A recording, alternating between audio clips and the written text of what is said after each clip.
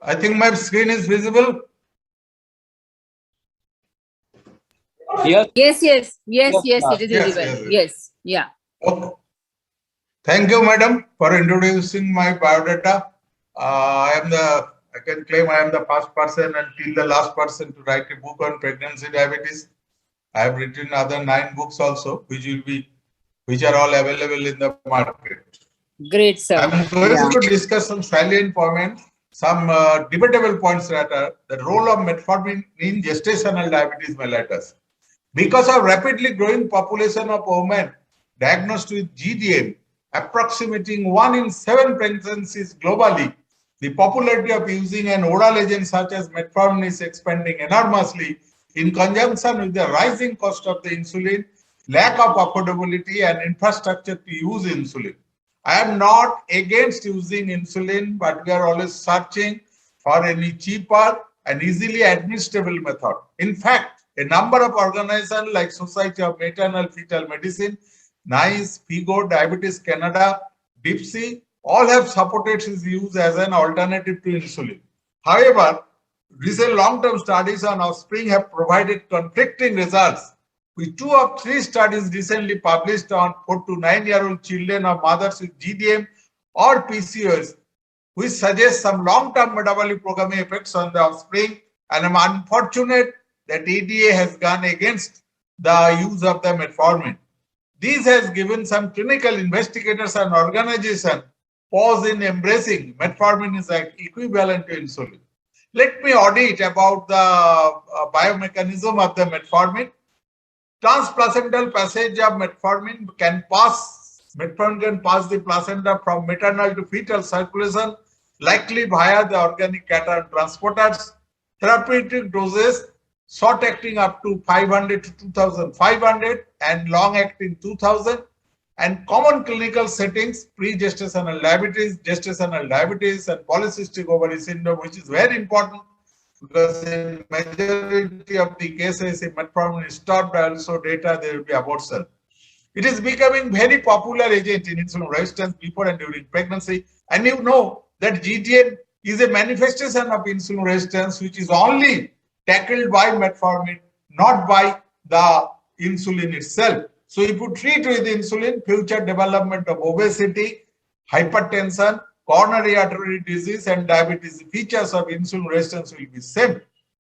The concentration in the umbilical cord is similar or even higher than concentration in maternal blood. Fetus is exposed to at least half of the same concentration of metformin in maternal plasma. But keep it in mind, any drug which is passing through the placenta do not mean that it will be fetotoxic. In a short-term study, there is an abundance of evidence that metformin has a safe track record and may have some benefits compared with insulin or glyburide when used for the treatment of GDM. Metformin is not teratogenic, with reassuring data for use in the first trimester even.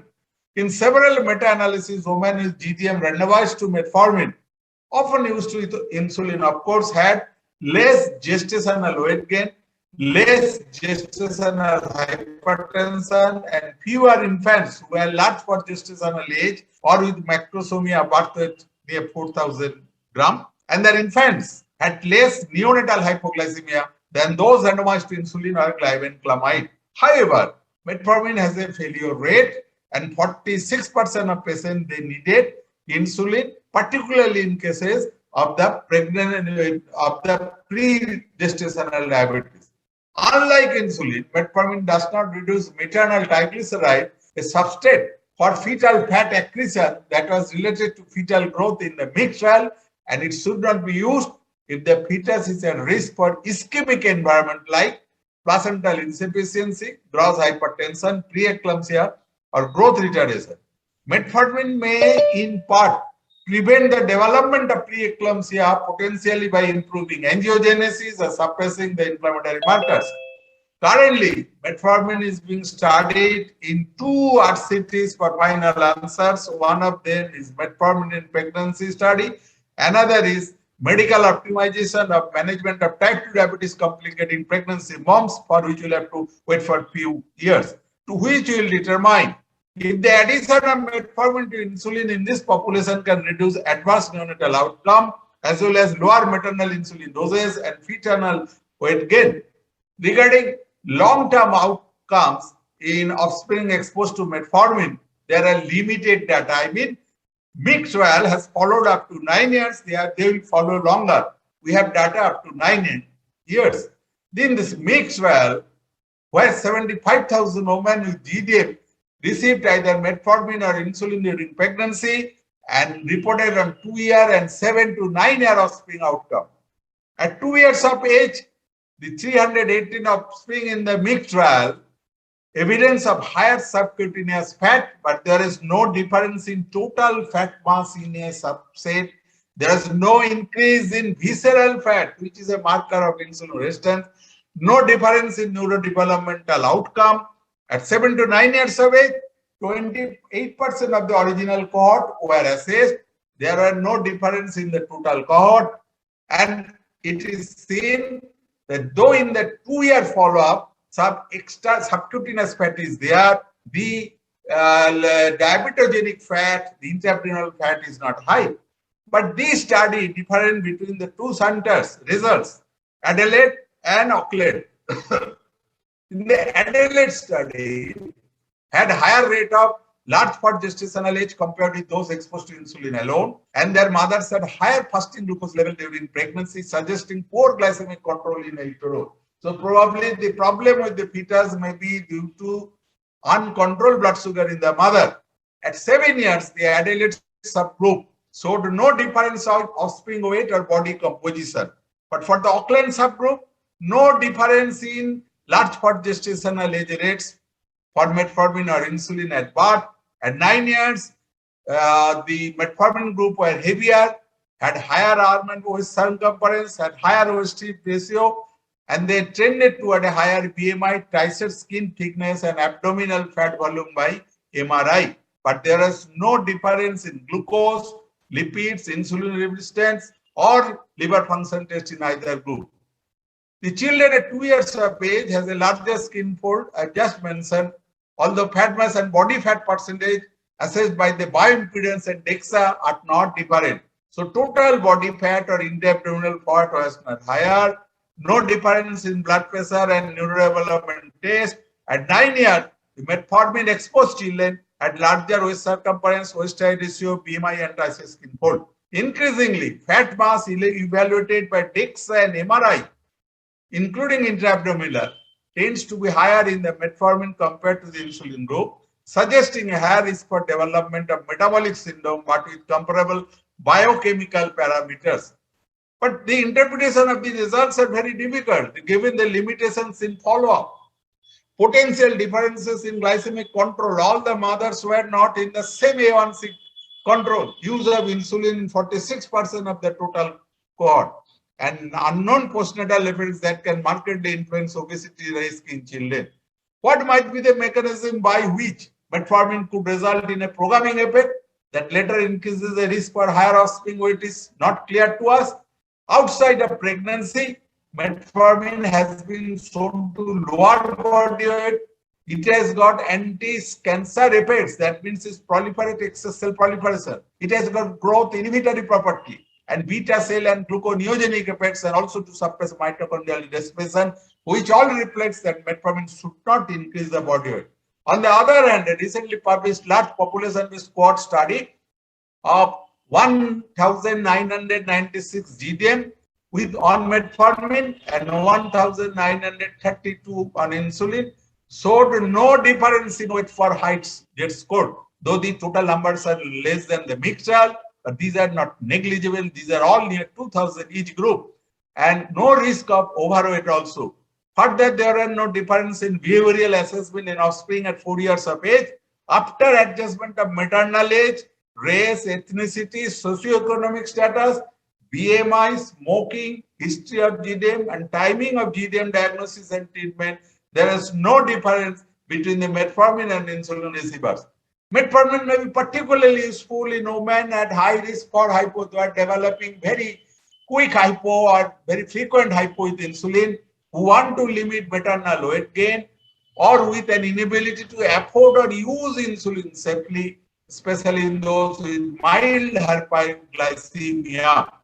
The current science is reassuring in the use of metformin for mild GTM with respect to short-term pregnancy outcome. Fundamentally, inadequately controlled hyperglycemia, significant maternal hypo, and the inability to afford and safely use treatment pose even greater risk to both mother and baby. When insulin cannot be used, at least metformin should be given as recommended by WHO. In a cohort of 50,167 babies affected by congenital anomaly, no evidence of an overall increased risk of all major congenital anomalies combined after exposure to metformin during the first trimester was seen. So 50,167 with congenital anomaly, no effect of metformin was seen. A signal for increased risk of pulmonary valve atresia was seen, but this was a chance finding and very rare. Metformin given to obese and severely obese pregnant women. These are all MPOT study was on non-pregnant obese lady. Start without diabetes from 12 to 16 week gestation until delivery had no effect on birth weight or neonatal or maternal anthropometry. The metformin associated reduction in inflammatory markers of CRP and IL-6, interleukin 6, showed beneficial effect on the adverse outcomes such as preterm birth and preeclampsia. So, obesity, non-diabetic on metformin, less preterm birth, less preeclampsia might have a beneficial effect on future life risk of obesity and metabolic syndrome of the offspring. The mixed tofu trial, again I repeat, offspring of GTM randomized to metformin or insulin followed after 7 to 9 years. And I've just discussed that fasting glucose, triglyceride, insulin resistance, glycosylated cholesterol, liver enzymes, leptin, and adiponectin were all similar between insulin and non-insulin in the group. Finally, a meta-analysis in another study compared the testicular size in prepubertal born to mothers participating in RCT. No difference in testicular size between insulin and the metformin group. A meta-analysis showed the children exposed in utero to metformin are heavier than controls, although the BMI Z-scores are comparable between the groups. In the METIS trial, which is just published in 2020, metformin in women with type 2, documented that women who took metformin during pregnancy for controlling their blood glucose experienced benefits like reduced weight gain, reduced insulin dose, and fewer large for gestational age babies. They had significantly lower last A1C level in pregnancy at 5.9% versus 6.1% in those given placebo, and needed fewer insulin doses at 1.1 versus 1.5 units kg, which equals to reduction of almost up to 44 units per day, and all the side effects of insulin are minimized by adding metformin. On metformin, less number of cesarean section, no difference between groups in terms of gestational hypertension or preeclampsia in rates of pregnancy, preterm birth, birth injury, respiratory distress, and congenital anomaly. Women receiving metformin were also less likely to have a macrosomic baby with a birth weight of 4 grams. But the drug is also associated with increased risk for small for gestational age, raising the question as to risk versus benefit of medicine for the health of the offspring. So METI trial stood in favor of metformin use. So METI KID study has been initiated to follow the offspring in the METI trial to determine whether there is any problem in the up to 2 years of age. In fact, METI trial offered us prospective control evidence to support the low cost, potentially beneficial metabolical effects of which insulin is the management of pregnancy. It is true that insulin is the standard treatment, but sometimes you need to add metformin to lower the dose of insulin, and sometimes we cannot use insulin for infrastructures or monetary reasons, but they lead to less weight gain when insulin is replaced by metformin or combined, lower cost, and compliance is higher. So metformin is the only drug which can ameliorate the insulin resistance and prevent its complication both during and after pregnancy. In another study, metformin was started before pregnancy simply for PCOS. If the person had diabetes, for most people it should be continued except in cases of chances of intrauterine growth retardation. And the author, Peak, commented that on balance, she would be inclined to give metformin to most pregnant women with type 2 diabetes, perhaps with the exception of those who may have risk factors for more for gestational age, who have intervention goiter restrictions, smokers, significant renal disease, have a lower BMI. PCOS and pregnancy. Palomaba et al. Found a 3 to 4-fold increase in pregnancy-induced hypertension and preeclampsia, 3-fold increase in GDM, and a 2-fold higher chances for premature delivery among PCOS. Women with PCOS has shown placental inflammation, placental thrombosis, and infarction. It has been reported. Then 18.7% incidence of miscarriage in non-treated PCOS women, but it is 10% those who received metformin up to 32 weeks gestation and 0% who received metformin throughout the pregnancy. So this proves the efficacy of the metformin in pregnancy. If you don't use PCOS, 18.7% miscarriage, 10% when used up to 32, and throughout there is near 0%.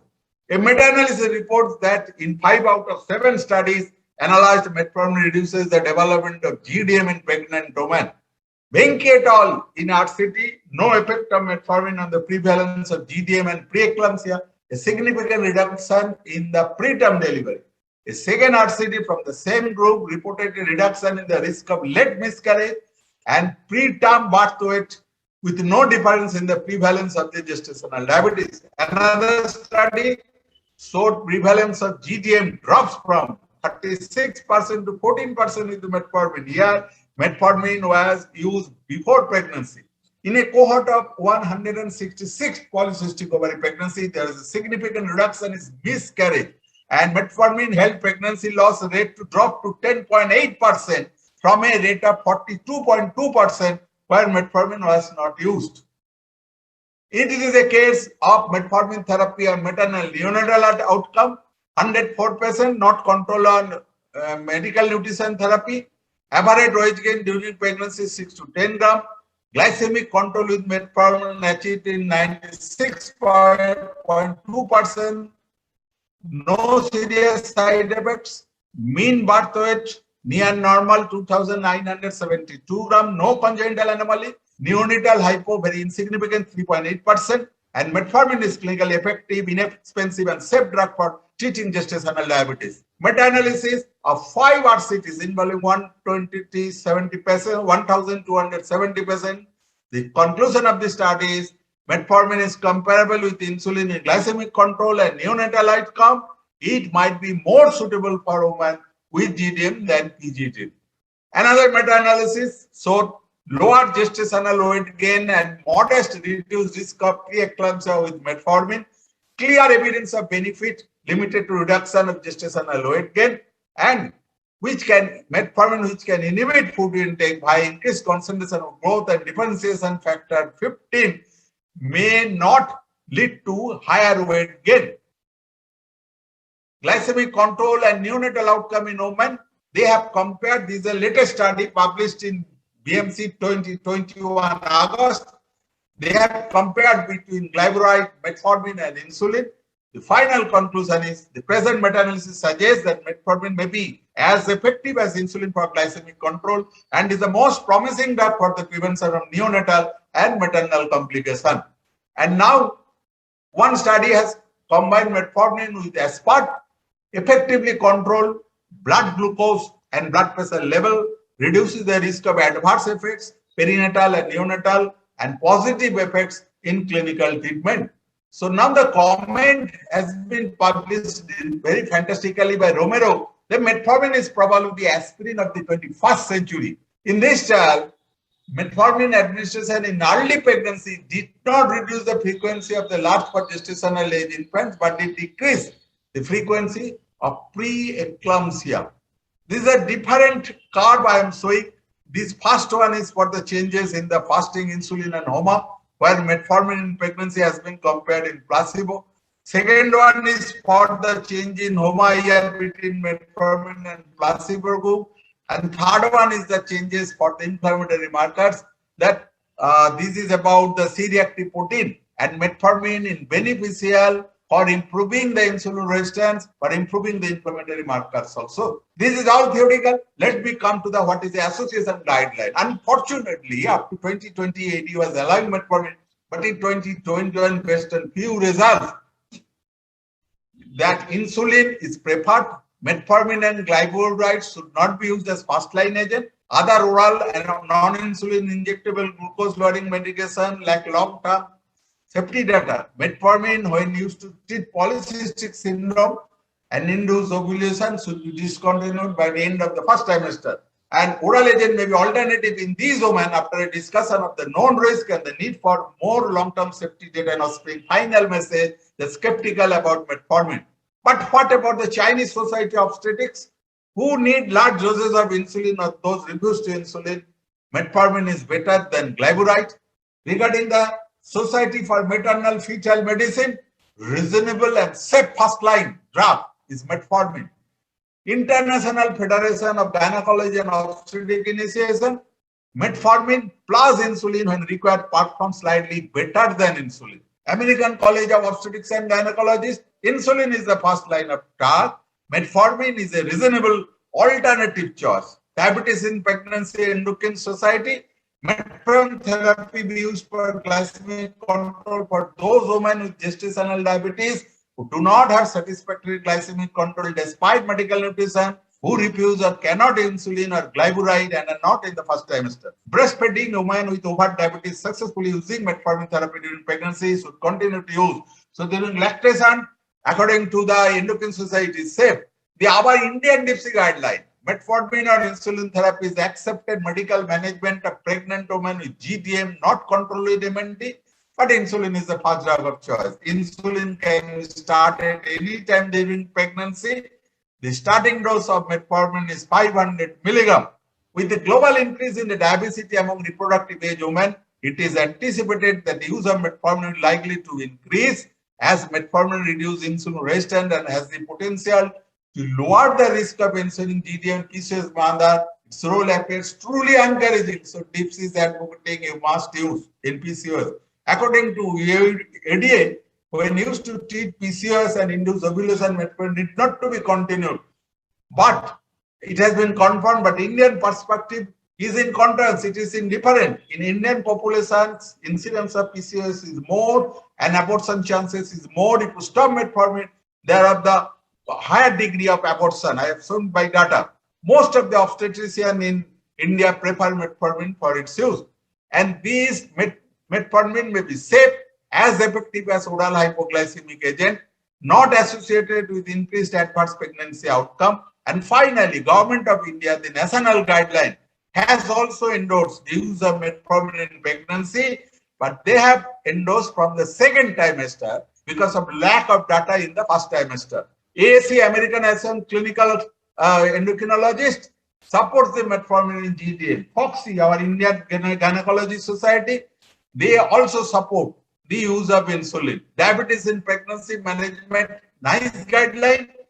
Use metformin as an adjunct or alternative to insulin in the pre-conception, and where required, you can use add insulin. IDF recommendation, International Diabetic Federation, metformin is safe in pregnancy. Metformin may be used if insulin is not available, not practical or refused. Then the recommendation from American College of Gynecologists, metformin can be considered for glycemic control in women with GDM. So it is the final point in favor of using metformin in GDM or pregnancy. There are 12 recommendations I have seen, I have shown, and only against is ADA 2021. But what I like to place before you, Indian population has got more insulin resistance. Metformin is the only drug which controls the insulin resistance. Affordability, use of insulin is not at rampant. According to the Government of India guideline, you can use from the second trimester. But what we are practicing in cases of polycystic ovary, we don't stop insulin in the metformin in the first trimester at least. If there is no problem, we continue. So in summary, GDM is a common medical problem, results from insulin resistance as well as impairment in insulin secretion. GDM is associated with a variety of maternal fetal complications, which may control some of them, and majority are improved by metformin, like gestational hypertension, preterm delivery, preeclampsia, which are the causes of death of the fetus. Management includes control of maternal glycemia with MNT, close monitoring of blood glucose, treatment with insulin and metformin. Finally, I like to know There are some people who are very high nose, who always mimic the USA criteria. I say India is not USA. Metformin is very useful for Indian women for high insulin resistance and resource limitation. And I got the very interesting quotation that probably Metformin can ask us, am I a fountain supplying you drinking water for your life, or a drain? Am I giving life or sucking it dry? Why unnecessary Metformin is being claimed? I think this is a very cheaper drug. No company's project is, there is no stimulus for using Metformin. For insulin and costly drugs, there is no so many stimulus. So my stimulus, thanks to all who taught me GDM, these are all my successful patients. In all of them, I used Metformin. They are very happy, their children. And also pay my regards to mentor, Professor V. Sesaya, who is the father of the pregnancy diabetes. Thank you for your patient hearing.